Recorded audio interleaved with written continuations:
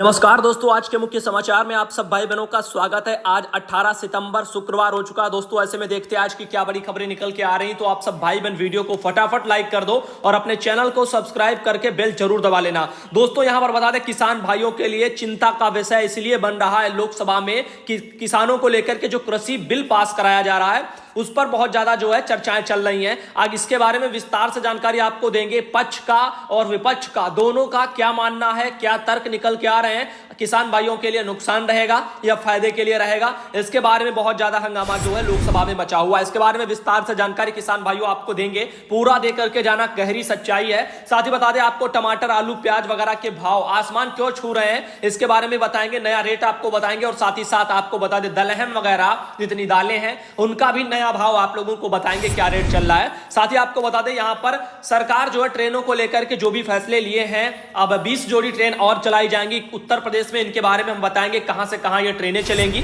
साथ ही आपको बता दें बिहार चुनाव से एक और जानकारी आ रही है। वहां पर बताया जा रहा है कि 65 साल से ज्यादा आयु वाले जो भी हैं उनको अब बैलेट पोस्टल से मतदान का अधिकार नहीं रहा है। इसके बारे में यह फैसला क्यों लिया गया है विस्तार से आपको बताएंगे। साथ ही एक बात और बता दें, जो लोकल ट्रेनें हैं उनको भी लेकर के सरकार ने एक बात कही है। केंद्र सरकार को भी चेतावनी दी गई है। आपको बताएंगे लोकल ट्रेनें चलेंगी या नहीं चलेंगी, इसके बारे में क्या जानकारी है।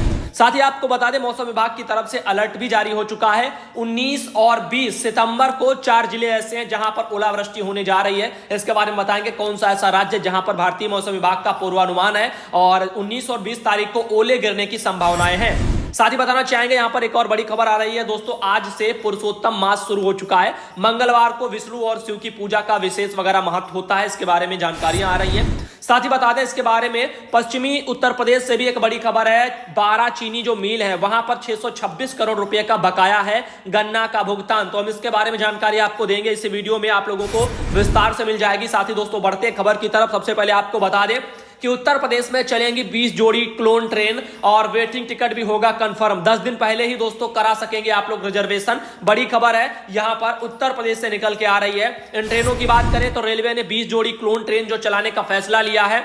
इनमें से आपको बता दें इन ट्रेनों में 8 जोड़ी जो ट्रेन है वो कानपुर सेंट्रल स्टेशन से होकर चलेंगी।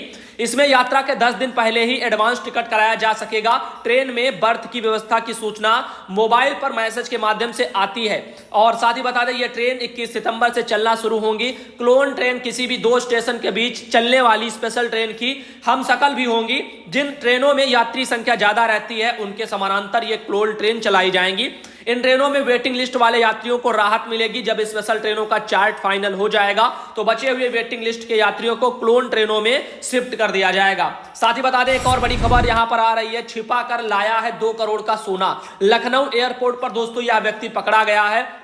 जानकारी बड़ी आ रही है। आपको बता दें यहां पर आप ये एक रियाद वगैरह से एक मामला सामने आया है। रियाद से जो है अभी चौधरी चरण सिंह जो एयरपोर्ट है लखनऊ में, वहीं पर रियाद से जो एक व्यक्ति आया है और उसने ही अपने साथ जो 2 करोड़ का लगभग सोना छुपा करके वो लाया है और वहीं पर इनको पकड़ लिया गया।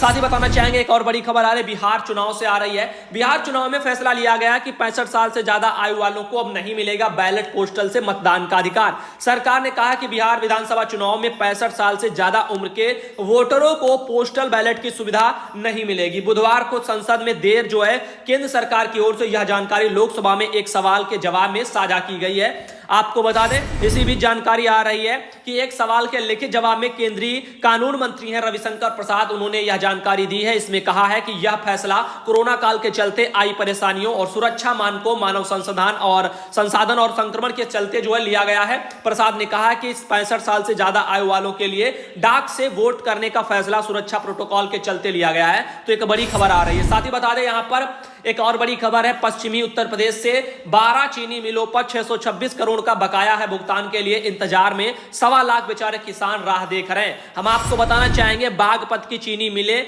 एक जो है पेराई बताया जा रहा नई पेराई सत्र की तैयारियों में जुटी हैं, मगर अब तक पिछले पेराई सत्र का भुगतान नहीं हो सका है। और पश्चिमी यूपी की 12 चीनी मिलों पर जिलों के किसानों के 626 करोड़ हैं और 48 लाख टोटल, इतना 626 करोड़ 48 लाख रुपया बकाया। बताओ यदि किसानों को एक एक साल तक उनकी मेहनत का भुगतान नहीं होगा, चीनी मिल के बड़े बड़े जो है यहाँ पर जो कॉन्ट्रैक्टर होंगे वो सब अपना पैसा खाते हैं, दबाते हैं और अपना पेट भरते हैं, और आखिर किसानों की मेहनत का मुआवजा उनको एक एक साल तक भुगतान नहीं होता। सरकार इन सब के लिए कोई ठोस नियम कायदे कानून क्यों नहीं बनाती? भुगतान के इंतजार में 1.25 लाख किसान यहां पर जिले में बैठे हैं। 1 लाख जो है यहां पर 24,264 किसानों ने इन 12 चीनी मिलों को गन्ना सप्लाई किया है। किसानों का कहना है कि भुगतान नहीं होने में मुश्किलों का सामना उनको करना पड़ रहा है। सरकार इन चीजों पर ध्यान नहीं दे रही है। आगे बता दें, एक और बड़ी खबर आ रही, क्यों मचा है कृषि बिलों पर घमासान, क्या है सरकार का पक्ष और विपक्ष की आपत्तियां, इसके बारे में आपको हम जानकारी देने वाले। लोकसभा में मुद्दा बहुत तेजी से उठ रहा है किसानों के बिल को लेकर के,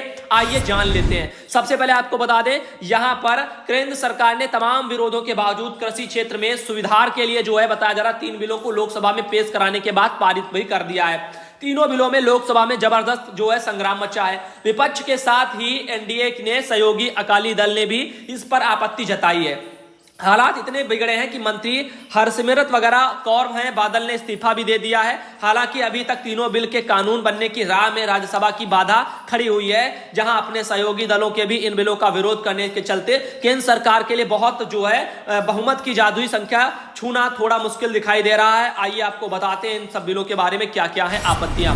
तो कृषक उपज व्यापार व वाणिज्य संवर्धन और सुविधा बिल 2020 में क्या है? किसान अपनी उपज के दाम खुद ही तय करने के लिए स्वतंत्र हो। किसान की फसल सरकारी मंडियों से बेचने की बाध्यता खत्म हो। किसान अपनी उपज देश में कहीं भी किसी को भी बेच पाएंगे। लेन देन की लागत घटाने को मंडी से बाहर टैक्स नहीं वसूला जाएगा। खरीदार फसल खरीदने की किसान को देगा दे राशि सही डिलीवरी रसीद। साथ ही जो है खरीदार को 3 दिन के अंदर करना होगा किसानों के बकाया का भुगतान। व्यापारिक प्लेटफॉर्म यानी फसल की ऑनलाइन खरीद फरोख्त भी संभव। एक देश और एक बाजार सिस्टम की तरह बढ़ने को होंगे उपाय। अन्य वैकल्पिक जो है व्यापार चैनलों के माध्यम से भी फसल बेच पाएंगे किसान। व्यापारिक विवाद का 30 दिन के अंदर किया जाएगा निपटारा, ऐसा ये बताया जा रहा है। लेकिन इसमें सच्चाई क्या है वो तो बिलो वाले जानते हैं और लोकसभा में बैठे जो विरोध कर रहे होंगे उनको ही पता है। Media, social media, Facebook, WhatsApp, अखबारों में जो छपता है आप लोग हम लोग तो वही जानते हैं। यहां पे लिखा है सरकार का दावा क्या है कि न्यूनतम समर्थन मूल्य व मंडी व्यवस्था चालू रहेगी। ढुलाई और मंडी शुल्क जैसे लेन देन की लागत से मिलेगी राहत। अपनी उपज अपने मनचाहे दाम तलाश कर बेचने की स्वतंत्रता। किसान और खरीद से सीधे जुड़ने से बिचौलियों पर अंकुश लगेगा। प्रतिस्पर्धा, डिजिटल व्यापार की कृषि क्षेत्र में सीधे प्रवेश का लाभ होगा। किसानों को लाभकारी मूल्य मिलने से उसकी आय में सुधार होगा। विपक्ष की आपत्तियां क्या हैं आइए वो देखते हैं। मंडी व्यवस्था खत्म होकर बाहरी कंपनियों की बढ़ेगी मनमानी, ये बताया जा रहा है। कृषि उद्योग का होगा कृषि उद्योग का होगा जायज और कंट्रोल वगैरह। फार्मिंग के नाम पर निजीकरण भी हो जाएगा। किसानों के खेतों पर निजी कंपनियों का अधिकार हो जाएगा। छोटे किसानों के लिए नुकसानदेह होगी खेती। ये देखो विपक्ष का कहना है। जबकि देखो जो है सो है। अगर बिलों में साफ साफ सरकार दिखाए बिलों में क्या है तो जनता देखे कि उसमें क्या प्रावधान है, सारी चीजें खत्म हो जाएं। आगे देख लो, यहां पर और भी चीजें हैं। जैसे सरकार का दावा है कि पारदर्शी तरीके से किसानों को संरक्षण देगा। किसानों के सशक्तिकरण में भी करेगा मदद। किसान का फसल को लेकर जोखिम कम होगा। खरीदार ढूंढने के लिए कहीं भी जाना नहीं पड़ेगा। देखो एक तरफ सरकार तो जो कह रही है जो सत्ता में है, दूसरी तरफ हम आपको बता दें पंजाब में किसान भाई परसों कल वगैरह धरने पर थे। किसानों पर सरकार ने ही लाठियां चलाई। अब बताओ ऐसे में सरकारों का ये जो रवैया है किसानों के प्रति, क्या वो जो है यहाँ पर ठीक पॉजिटिव नजर आता है? बिल्कुल नहीं आता है। यही आप लोग कहोगे। एक एक साल से उत्तर प्रदेश के पश्चिमी वगैरह क्षेत्र में आप देख रहे हो गन्ना किसान वाले जो परेशान है, 606 करोड़ से ऊपर की जो है यहाँ पर रकम अभी भुगतान नहीं की गई एक एक साल से। अब बताओ ऐसे किसान भाई और परेशान। अभी आप देख रहे हो किसानों की फसल हमेशा दाम गिरते चले जाते हैं, जबकि जो कंपनियां हैं कुछ भी बनाए उनके दाम बढ़ते चले जाते हैं। उदाहरण के लिए किसान का ही गेहूं जब वो बीज के तौर पर उनको ही खरीदना पड़ता है तो आसमान छूते हैं उनके दाम। साथ ही बता दें, देखो विपक्ष की आपत्ति क्या है। पश्चिमी की तर्ज पर व्यवस्था लायक जो है नहीं हमारा सामुदायिक ढांचा। नए कानून से किसान अपनी ही जमीन पर मजदूर बन जाएंगे। विपक्ष ऐसी बातें कर रहा है। देखो क्या सही है क्या गलत है, इन सब के बारे में आप तभी अनुमान लगा पाएंगे जब आप दोनों पक्षों की बातों को उनमें सच्चाई से जो बिल में रखा है वो आप लोग देखोगे। सरकार का तो बहुत कुछ दावा है, विपक्ष वालों का भी बहुत कुछ मानना है। तो आगे बढ़ते आपको बता दें, यहाँ पर MBBS छात्रों को दवा लिखने के जो है यहाँ पर जो है गुण वगैरह ऑनलाइन अब सिखाए जाएंगे। इसके बारे में जानकारी आ रही है। भारतीय आयुर्विज्ञान अनुसंधान जो परिषद है आईसीएमआर वगैरह ने बृहस्पतिवार को चिकित्सा स्नातकों के लिए एक ऑनलाइन कोर्स की शुरुआत कर दी है। इसी में यह जानकारी आ रही है। साथ ही बता दें रेलवे दोस्तों अब जल्दी व्यस्त स्टेशनों पर भी वसूलेगा यूजर चार्ज, महंगे हो जाएंगे आपके टिकट। देखो जब सरकार ने रेलवे विभाग ने तमाम चीजों को जो है प्लेटफॉर्मों को तो बेच दिया है, धीरे धीरे चीजों का निजीकरण ऐसा ही हो रहा है। चीजों को जब बेच दिया जाएगा, निजी हाथों में सौंप दिया जाएगा, जब वो कोई खरीद लेगा तो उसका मालिक वो हो जाएगा, वो अपने हिसाब से अपना चार्ज लगाएगा। तो जाहिर सी बात है चार्ज तो आप लोगों से वसूले जाएंगे। आने वाले समय में हालात बद से बदतर ही होंगे। भारतीय रेलवे जल्दी विमानों के लिए बताया जा रहा है किराए की तर्ज पर पुनर्विकसित और अत्यधिक व्यस्त स्टेशनों पर यात्रियों से किराए में यूजर्स चार्ज वसूलना शुरू करने जा रहा है। ये जानकारी आ रही है, तो चौंकने वाली बात नहीं है, वो तो धीरे धीरे इससे भी बदतर होगा। आगे देखो दुनिया में कोरोना संक्रमित 3 करोड़ के पार हो चुके हैं। अमीर देशों ने बुक कर दिए 50% से ज्यादा अधिक जो है वैक्सीन। तो जो कंपनियां वैक्सीन बना रही जिन जिन देशों में,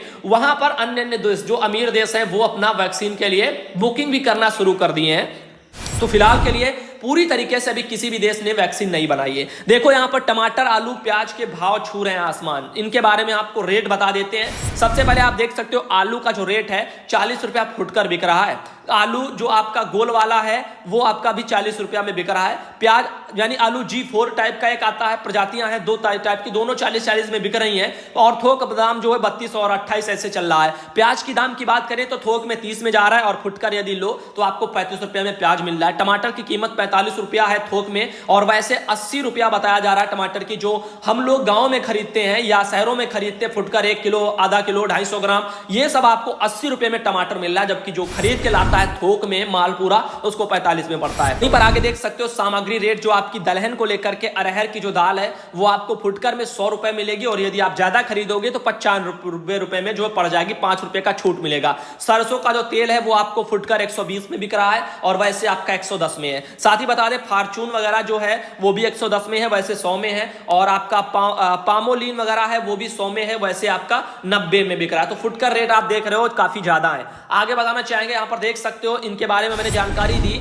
अब आपको बता दें 1 दिसंबर से बनेगा यूनानी मेडिकल कॉलेज। जमीन पर लगा है, निशान भी अब लग गया है। 1 दिसंबर से हजियापुर में यूनानी मेडिकल कॉलेज निर्माण PWD शुरू कर देगा। 21 मई 2022 तक यूनानी मेडिकल कॉलेज और 100 बेड अस्पताल की बिल्डिंग बनकर के बताया जा रहा तैयार की जा रही है। गुरुवार को आर्किटेक्ट कंपनी के एक्सपर्ट ने अधिकारियों के साथ यूनानी मेडिकल कॉलेज की जमीन पर जायजा वगैरह भी लिया है। साथ ही बताना चाहेंगे एक और बड़ी खबर आ रही है, रोजगार के लिए नेपाली नागरिक भी जो है यहां पर फिर भारत के भरोसे हैं। 3 महीने में 8000 से ज्यादा लोग पहुंच गए हैं। हम आपको बता दें, देखो रोजगार की बात करें तो उत्तर प्रदेश नहीं सॉरी भारत के जो जनता है उसे ही जो है भारत का युवा को ही सरकार रोजगार नहीं दे पा रही है, रोजगार के अवसर नहीं बढ़ा पा रही है। तमाम कंपनी विभाग खत्म हो रहे हैं। अब ऐसे में दूसरे देश यहां पर क्या रोजगार लेने आएंगे? दूसरे देश की बड़ी बड़ी कंपनियां आएंगी, वो सिर्फ अपना पुराने जैसे अंग्रेजों के जमाने में जैसे कंपनियां आई थी फिर कब्जा किया, धीरे धीरे एकाधिकार कर लिया, वैसे ही सिस्टम आने वाले समय में आपको देखने को मिलेगा। आगे बता दें जनता के बीच में बेहतर होगी पुलिस की छवि, आप देख लीजिए। SP वगैरह ने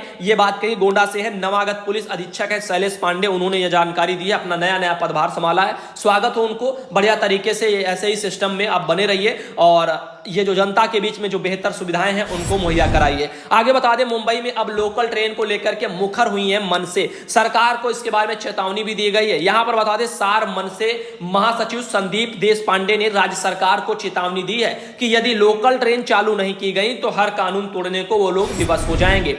फिलहाल के लिए आगे चलते और बता दें अलर्ट आ चुका है यहां पर मौसम विभाग का पूर्वानुमान। उत्तराखंड से जानकारी है 19 और 20 सितंबर को उत्तराखंड के 4 जिलों में ओला गिरने की चेतावनी जारी की गई। आइए बता दें आपको कौन कौन से वो जिले हैं। यहां पर बताना चाहेंगे नैनीताल, बागेश्वर और पिथौरागढ़ जिले हैं, यहां पर आपको ओला गिरेगा। देहरादून, पौड़ी, उधम सिंह नगर, चमोली जिला है, यहां पर भी हल्की से बारिश संभावना वगैरह जताई जा रही है। साथ ही बताना चाहेंगे एक और बड़ी खबर, फर्जी प्रमाण पत्र पर नौकरी करने वाला शिक्षक बर्खास्त हो चुका है और बर्खास्त शिक्षक बीते 11 वर्षों से जो है उठा रहा था वेतन। तो ये जानकारी आ रही है, एक बड़ी खबर है, आपको बता दें।